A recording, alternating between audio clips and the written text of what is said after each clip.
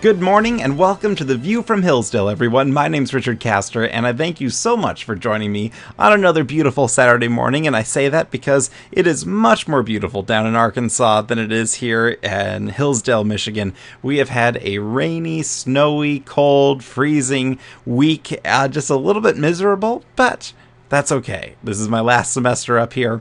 I can do it. My last semester if I pass all my classes, so fingers crossed for that one. Anyway, what a big week in American politics, with the Fox News debate and all the drama that went along with that. But even more than that is this Monday, the Iowa caucus. It's just a few days away. I'm so excited. This is where the rubber meets the road. This is for all the cigars, if you will. So today on this show, I want to give you my official Iowa predictions. And then next week, we will go back and look at them and see how well I did. And then email me. Tell me what you think is going to happen, and we'll see. We'll see what happens. But I want to run through the list of candidates. I want to talk about Ben Carson, Marco Rubio, Jeb Bush, what's happened with their campaigns, and what I think is going to happen this Monday. So it'll be a really fun show. Stay with us right here on The View from Hillsdale.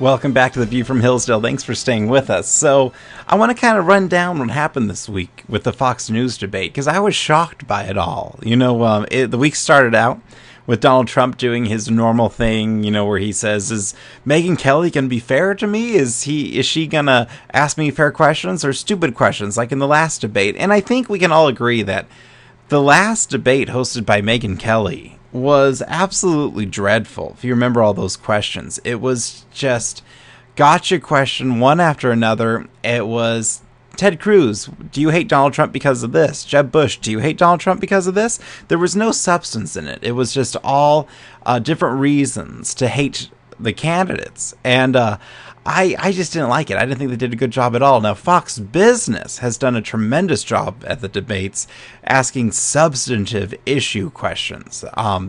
Those debates have been really great. The Fox News debates, to me, have been pitiful, just absolutely pitiful. So Donald Trump's doing this thing, and then while this is happening, the National Review, a conservative magazine started by William F. Buckley, does an entire issue, and to paint the whole picture, the National Review was supposed to co-host this debate, or the New Hampshire debate coming up. And they did a whole issue attacking Donald Trump, why no one in the conservative movement should vote for Donald Trump. And the National Review has a long-standing history in the conservative movement, a very intellectual conservative place. Generally, I like them. I think over the past years, they were better when Buckley was involved. Now it's William F. Buckley's nephew that's in charge of it. And so the nephew is on there with Megyn Kelly talking about this issue. Megyn Kelly puts this whole segment of her program, the Kelly File, dedicated to this issue of the National Review. And William F. Buckley's nephew is on there, and he literally starts crying when he's talking about how much he hates Donald Trump. And I'm just watching it, and I just got so uncomfortable with it. I'm the first conservative to tell you that Donald Trump's not perfect, but I'm also the first to tell you he might do a great job. He is not this intellectual conservative giant. That's Ted Cruz. I think we can all agree that's who Ted Cruz is. But the problem is there's a disconnect with Ted Cruz. People don't trust him. He gets into this speechy talk mode that makes people uncomfortable. And Trump, while not well read in the conservative dialogue, he gives people this idea that he's going to shield them from the political left. That somehow, even though I don't think any evangelical believes that Trump is like this great born-again Christian, but they believe he has some things figured out. They believe that he will shield them from the left. Well, he might not be one of them. He at least understands what it means to be an American. Well, in the same sense as Ted Cruz annoys people, Donald Trump annoys people a lot. I'm sure he annoys a bunch of you. It probably annoys you that I'm even talking about him. So many people hate him. So we came to this impasse during the week where Megyn Kelly was dedicating whole segments of her shows to just hating on Donald Trump. And Donald Trump puts out this poll that says, should I go to the Fox News debate? And in response to it, Fox News, the conservative media outlet, this supposedly non-biased, journalistic, noble, elevated institution, releases a statement that says this. Quote, we learned from a secret back channel that the Ayatollah and Putin both intend to treat Donald Trump unfairly when they meet with him if he becomes president. A nefarious source tells us that Trump has his own secret plan to replace the cabinet with his Twitter followers to see if he should even go to those meetings. How is that a non-biased press release from Fox News? If I'm running the Trump campaign, if I'm running any campaign, if I'm running my own campaign, and I'm going to go submit myself to an institution to be questioned, and they release a statement like that, I don't go. I tell the candidate that I'm managing not to go. And I do exactly what Donald Trump did. And, that doesn't happen. In the world of politics, you don't play by your own set of rules. You play by the media's set of rules.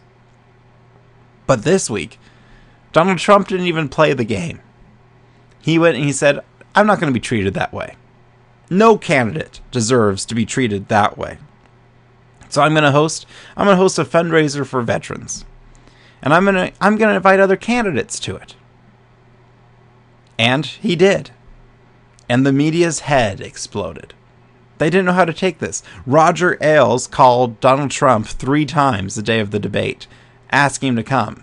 And finally, and this was great. I loved this. Roger Ailes, of course, is the owner of Fox News. He called Donald Trump 3 times and apologized. According to Donald Trump, Roger Ailes apologized for that press release. And then called Donald Trump again to get him to go to the debate that night. And Donald Trump said, okay, I'll go to the debate if you donate $5 million to the veterans. And Roger Ailes said no. But this was the press release that Fox News sent out the night of the debate.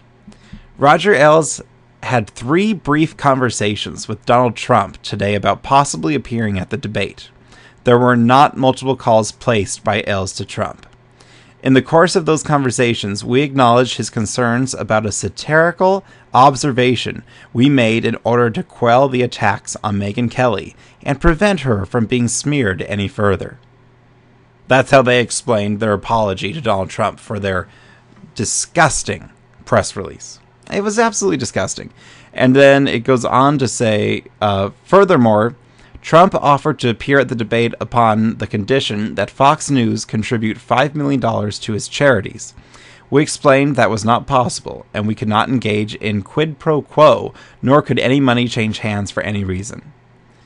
And then it goes on to defend itself even more. So, Mediaite said Fox News would not confirm Trump's claim that he received an apology from someone at the network. Of course they're not going to verify that, because that would make Fox News look stupid, because Fox News was stupid this week. They should never, ever release a press release mocking a candidate, especially, well, any candidate, yet alone the front runner for the Republican nomination. It's outrageous. It's absolutely outrageous. So then Donald Trump holds this rally in Des Moines, Iowa, to benefit the troops. And he raises $6 million in less than a day to go to our brave men and women. I just think that's beautiful. I think it's outstanding. And then, so I'm watching this, right? And Trump gets out there, and I'm noticing that he did not make this rally about his campaign. He made it about the troops. And then guess who walks in? Governor Mike Huckabee and Senator Rick Santorum. They're honored guests at this event. that Trump invited them to come help him raise money. They come on stage. Trump stands next to them, and they each give a speech, slightly praising Donald Trump and then praising our veterans. And Donald Trump is standing on stage with the past two winners of the Iowa caucus to a roaring crowd chanting USA, USA, raising money for our troops. And in that moment, as Iowans saw Mike Huckabee and Rick Santorum, the last two people that they gave their delegates to, I think Donald Trump won the Iowa caucus. Love him, hate him. This was a brilliant move by Donald Trump to not play the media's game. And you know what is so powerful is when he's around the media saying, I had to stand up for myself. I had to stand up for myself when they released that press release mocking me. And just as I stand up for myself, because we all believe he stands up for himself, he says, I'm going to stand up for America. And I think the people of Iowa believe that. Because love him or hate him, you know he gets the job done. And I think he's going to win for another reason. I think Marco Rubio had a fantastic debate performance.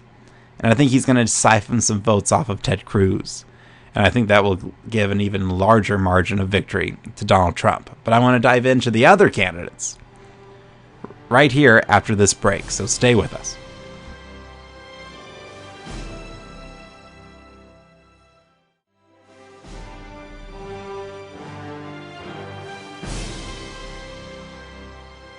Welcome back to The View from Hillsdale. Thanks for staying with me. So I want to talk about the rest of the candidates.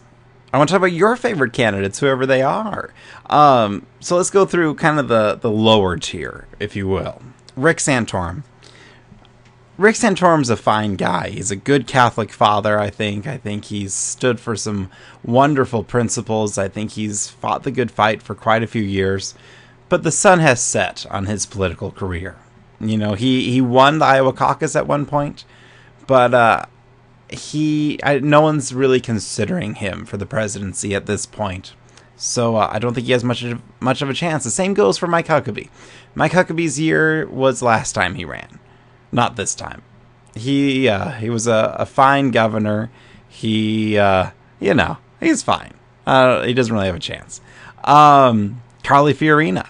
She was the media's love child for a few weeks, and now the sun's kind of set on her too. I think she's great, but it just hasn't happened for her, and I think Trump has a lot to do about that. John Kasich. John Kasich's an interesting character. John Kasich is the governor of Ohio. He has received some of the biggest endorsements in places like New Hampshire and in the New England area. He is horrifying. John Kasich is a progressive Republican. John Kasich literally believes, here's the thing. It's one of two things. Either one, John Kasich believes that God has told him to use government to take care of people, and if he doesn't do that, then he's committing a sin. He either believes that, or he's the type of progressive that says those things to try to convince the stupid, uneducated Christian masses, in their view, in his view, that you need to elect me, because if you don't, you're sinning, because I'm going to use the government to help poor people.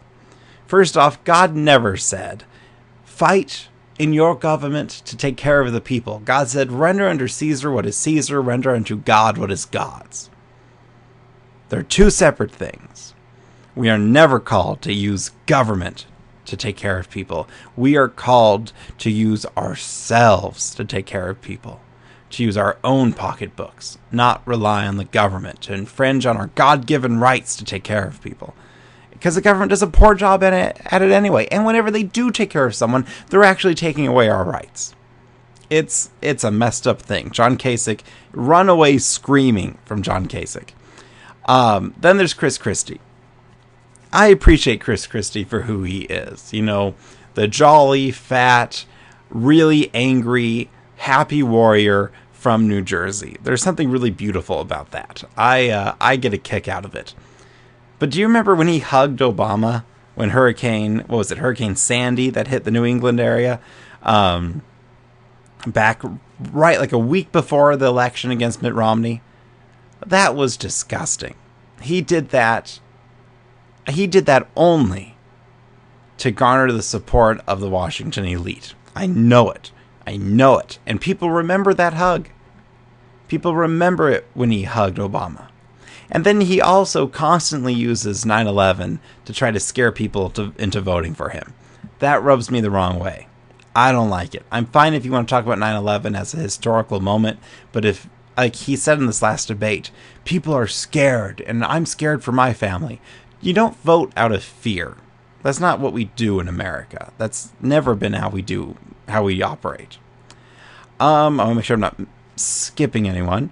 So then you have Jeb Bush. Jeb Bush, do you remember? I hope you've seen it.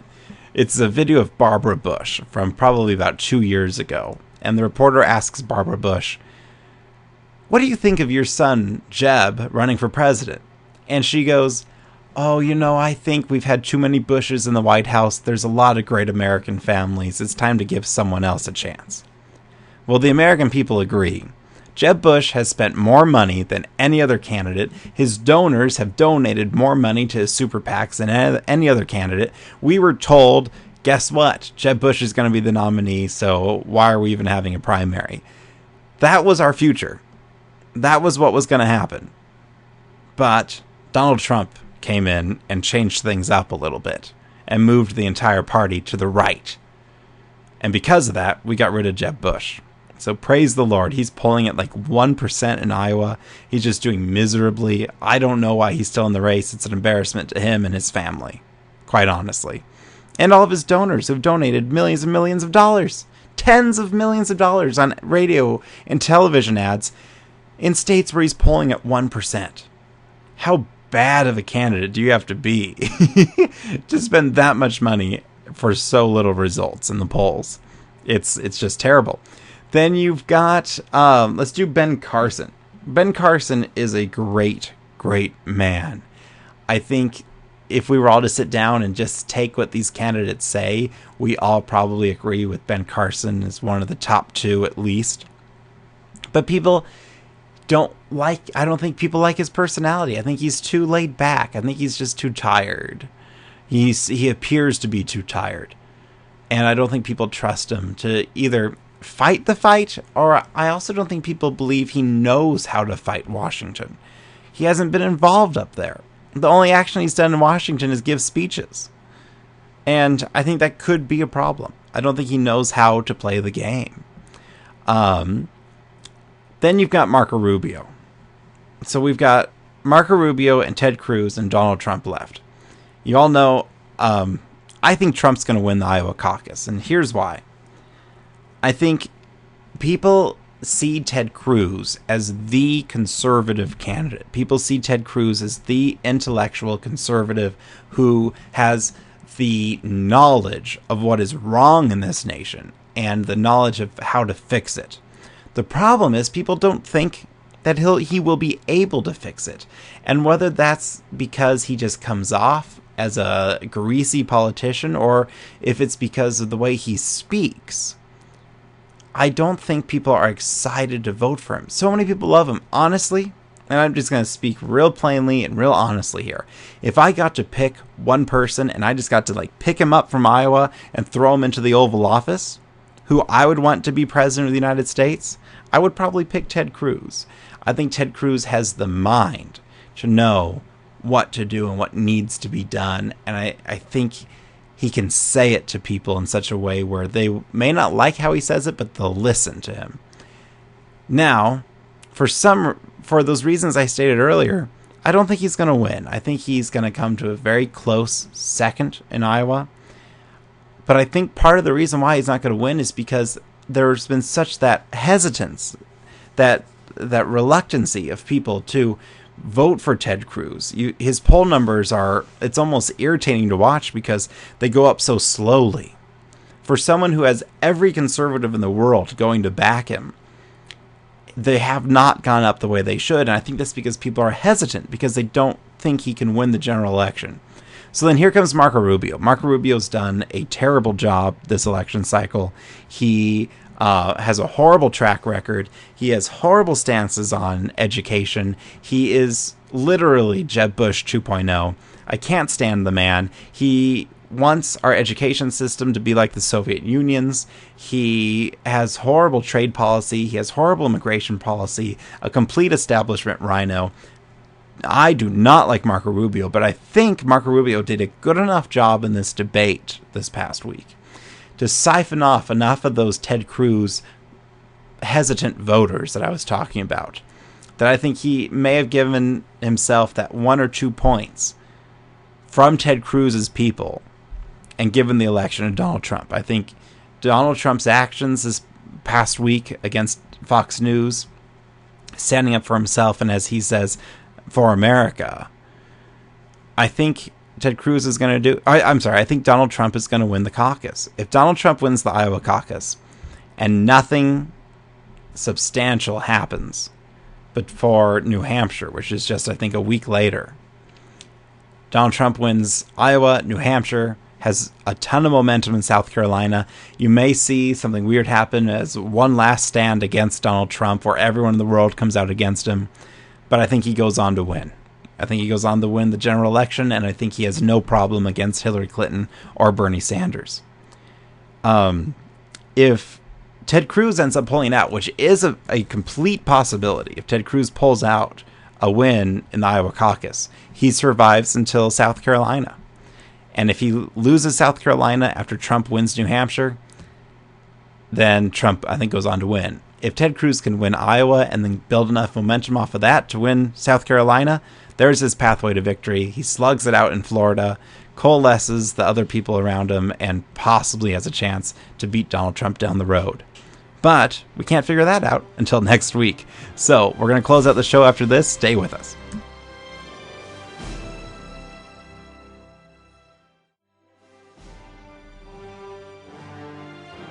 Welcome back to The View from Hillsdale. Thanks for staying with me. You heard my predictions. I think it's going to be Donald Trump wins Iowa, Ted Cruz close second, Marco Rubio surprising third, higher than we think, then Rand Paul fourth, and then from there it doesn't really matter. I want to hear your predictions, though. Send them to me. Email them to me, rcaster@hillsdale.edu, or send them to me on Facebook. Either way, I'll look at them, I'll read them. I probably won't be able to respond to all of them, but I'd love to see what you're thinking. Send me your thoughts on the show, rcaster@hillsdale.edu. This Monday's going to be really exciting. You know, if Ted Cruz can pull this out in Iowa and then pull out a win in South Carolina, he has such a strong and sophisticated campaign network built throughout the rest of the 50 states that when Super Tuesday comes around, he will have a huge campaign structure, something that Donald Trump does not have. So if Ted Cruz can win out the next few weeks, if he can just survive, he has a chance in the long run. His campaign structure is so strong that he even has people in Puerto Rico. That's how long he's willing to fight for this nomination. It's going to be interesting, you guys, but if Trump pulls out Iowa, it's game over for everyone else.